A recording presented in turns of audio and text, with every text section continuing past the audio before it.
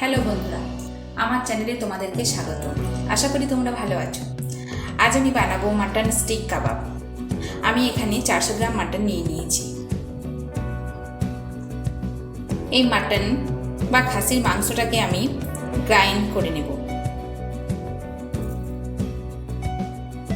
একটা মিক্সার গ্রাইন্ডারে আমি মাংসটাকে ঢেলে নিয়েছি। এরপর এর সঙ্গে আমি দিয়ে দেব পেঁয়াজ, রসুন,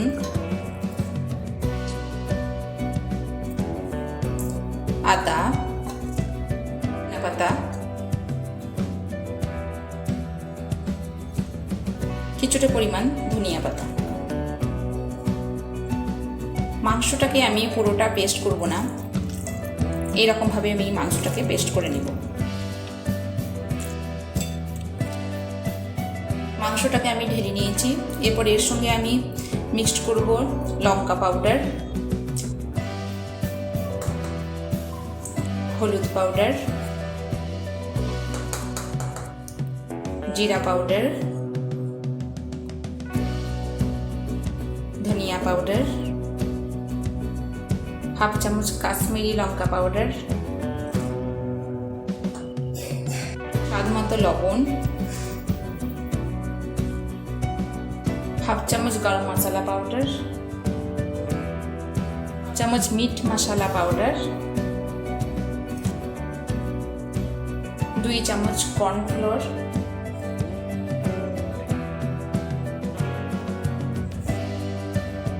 1 চামচ বেসন। যদি বেসন আমাদের পরে দরকার হয় তাহলে আমরা বেসনটা আরও ইউজ করতে পারি। আর 1 চামচ সরষের তেল।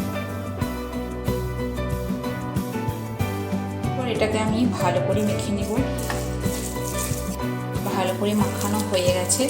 আমি এরপর এটাকে রেস্টে 15-20 মিনিট রেখে দেব। মাটন স্টিক কাবাব বানানোর জন্য আমাকে কিছু কাঠি লাগবে। তো আমি এখানে আইসক্রিমের কাঠি নিয়ে নিয়েছি। এই আইসক্রিমের কাঠিগুলোকে আমি সুন্দর করে শেপ করে কেটে নিয়েছি। তোমরা চাইলে বাঁশের কাঠিও ইউজ করতে পারো। আর 1 চামচ আমার কর্নফ্লোর লাগবে, তো আমি আর 1 চামচ কর্নফ্লোর ইউজ করে নিচ্ছি। মাংসটা 15 মিনিট রাখা হয়ে গেছে। এরপর আমি একটা স্টিক নেব, মানে একটা কাঠি নেব।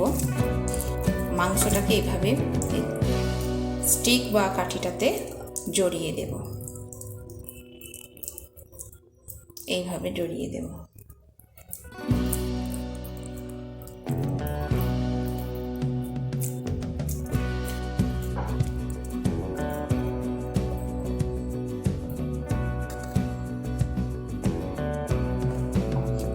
আবার আমি দ্বিতীয়টা দেখাচ্ছি।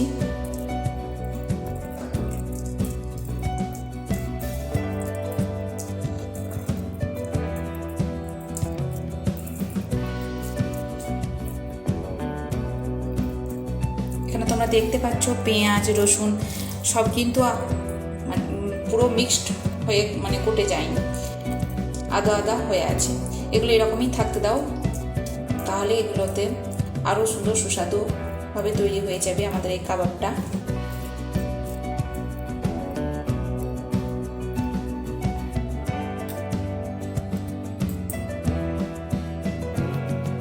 কাবাবগুলো সব রেডি হয়ে গেছে। আমি এরপর এগুলোকে তেলে ফ্রাই করে নেব। কাবাবগুলোকে ছাকার জন্য আমি একটা ননস্টিক তাওয়া ব্যবহার করেছি। আমি এখানে সরষের তেল ব্যবহার করব। তোমরা চাইলে যে কোনো তেল ব্যবহার করতে পারো। তোমরা এমনি কড়াইও নর্মাল কড়াইও এটাকে ছেঁকে নিতে পারো। গ্যাসটাকে হাই রেখে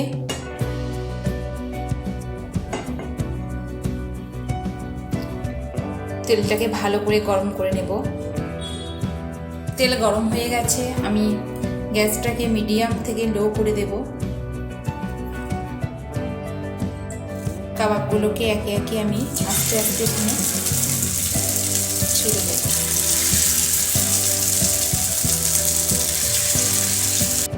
সব কাবাবগুলো আমি তেলেতে ছেড়ে দিয়েছি আর আগুনটাকে আমি মিডিয়াম করে রেখেছি। এরপর আমি এখানকার একটুখানি তেল নিয়ে কাবাবের উপর এভাবে দিয়ে দেবো।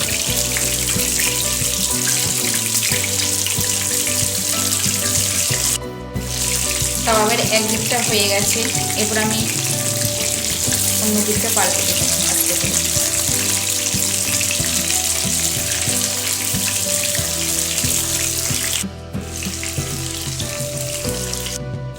কাবাবগুলো পুরো ভাজা হয়ে গেছে, আমি এরপর এগুলোকে প্লেটে তুলে নেব।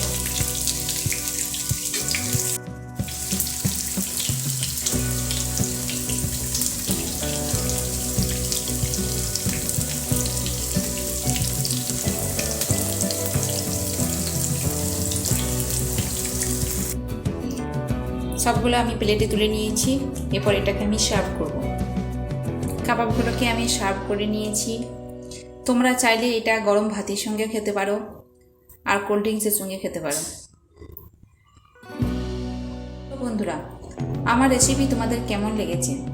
যদি আমার রেসিপি তোমাদের ভালো লেগে থাকে তাহলে তোমরা আমার চ্যানেলকে লাইক করো, শেয়ার করো, সাবস্ক্রাইব করো।